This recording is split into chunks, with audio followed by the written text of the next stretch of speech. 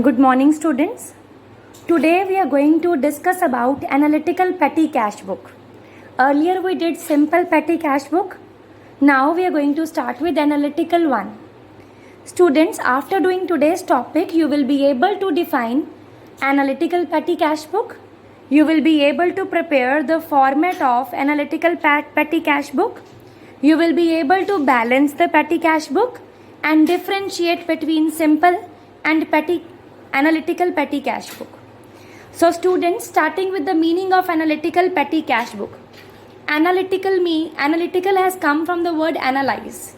Analyze means separate, divisions. So when we make divisions for different expenses of petty nature, then we prepare analytical petty cash book. For example, in a business we make payments for conveyance, cartage, stationery. In simple petty cash book, we write them all together in particulars column. But in analytical, we write them in particulars as well as we make a separate column for these all expenses. For example, all kind of transportation expenses will be covered under or written under conveyance. All type of carriage and cartage will be written under the column cartage. All kinds of stationery expense, purchase of pens, pencils, notebooks, A4 size sheets, that will be covered under stationery. Any kind of postage will be written under postage expense. Any other miscellaneous item left, for example wages, refreshment of customers, will be written under sundries column. So under analytical, we make separate column for various expenses of petty nature. That is why the name is given analytical petty cash book. So students, now the specimen of an analytical petty cash book is as first column will be for receipts, or you can see it is the debit side. It is the debit side of analytical petty cash book. Then next we'll write the date. After date, voucher number, particulars. Only one column for particulars will be there. No segregation has been made for debit or credit side, as only one time we are going to receive money from head cashier. Next is payments, then conveyance. For example, in particulars we have written by conveyance, so the amount will be written under payments as well as under conveyance. The next column for cartage, stationery, postage, sundries, etc. So we can say that in analytical petty cash book, a separate column is provided for recording a particular item of expenditure, that is postage, stationery, cartage, courier, sundries, etc. This sundry column is provided to record infrequent payments which are not usual in nature. Now moving on to the difference between simple and analytical petty cash book. So students, the first difference is in simple petty cash book, we do not make separate columns for petty expenses. But in case of analytical petty cash book, we maintain separate columns for different petty expenses. Second is, in this simple petty cash book, the page is divided from the center. And in case of analytical, no division like cash book is made. It is not divided from the center. Maximum space is given to the expenses side. Then third is, total expenses under different heads of simple petty cash book cannot be determined because they are written collectively under simple petty cash book. But in case of analytical petty cash book, we determine the total of each and every expenditure of petty nature, as we have different columns, separate columns for separate expenses. Now moving on to illustration number 12, an example for analytical petty cash book. Prepare analytical petty cash book on impressed system. As we all know, there are two systems. One is ordinary system or simple system. Other system is impressed system, under which impressed of fixed amount is maintained in the beginning of the period, and this amount is always fixed. So we are required to prepare analytical petty cash book from the following. So we'll make the format first: analytical petty cash book, receipts, date, voucher number, particulars, payments. For general expenses, conveyance, cartage, stationery, postage, repairs, telephone expenses, and last, sundries. Now, January 1 is received for petty cash, means amount received by petty cashier from head cashier, and the total amount is 10,000. So entry will be petty cash to cash or petty cash to bank. So I am writing here petty cash to cash. Amount is rupees 10,000. So impressed will be of 10,000 if nothing is mentioned below the question. So in this question also nothing is mentioned. So we'll assume that impressed is of 10,000. Next, paid metro fare 50 rupees. So it's an expense. It will be written on payment side. Entry will be conveyance debit to petty cash. So by conveyance 50, and in the separate column of conveyance also we'll write the amount of payment under conveyance. Next, paid cartage. So it's also an expense for 250.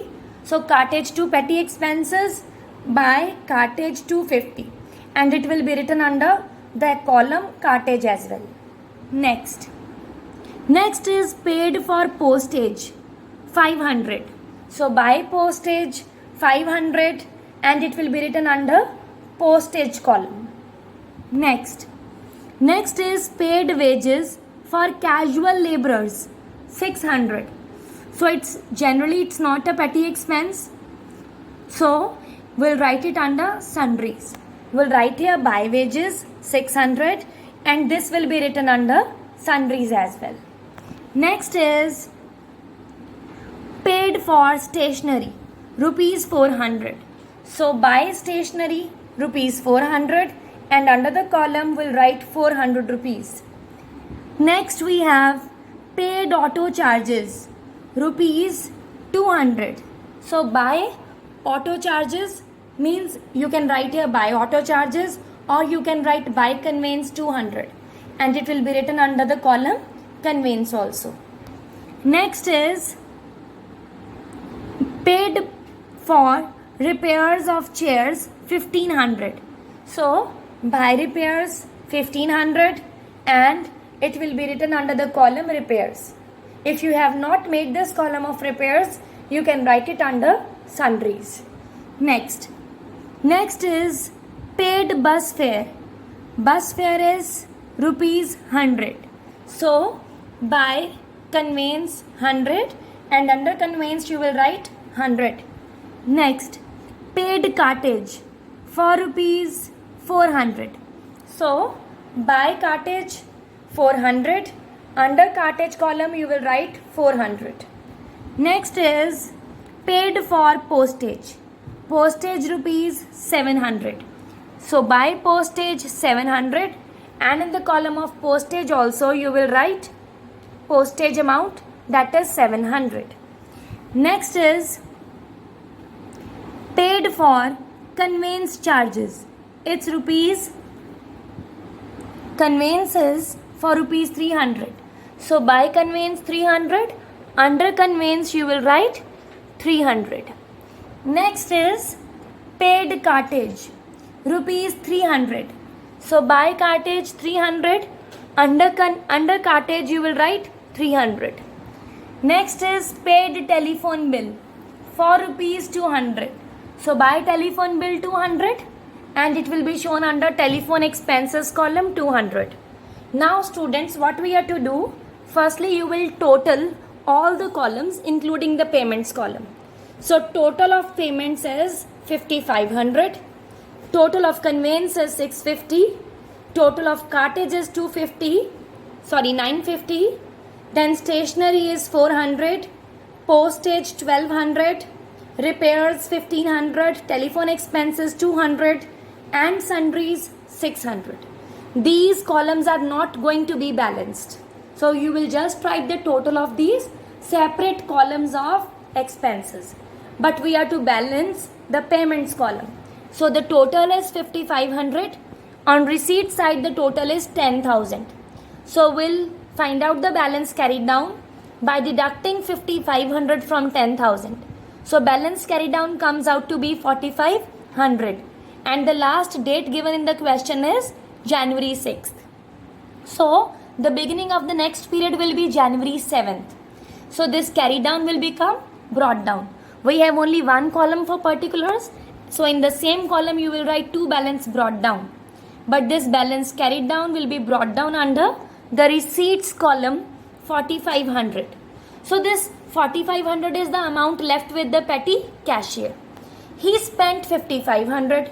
So under impressed system, we reimburse the petty cashier with the amount of expenditure made by him. So expenditure is 5500. We'll reimburse, will give him this money. So this money will be given to him by the head cashier with the entry petty cash to cash. So petty cash debit to cash 5500 of the expenses. So making the total again to 10,000. So this total will become 10,000. So in the beginning of the period again we have the fixed amount of 10,000 with the petty cashier. Thank you students.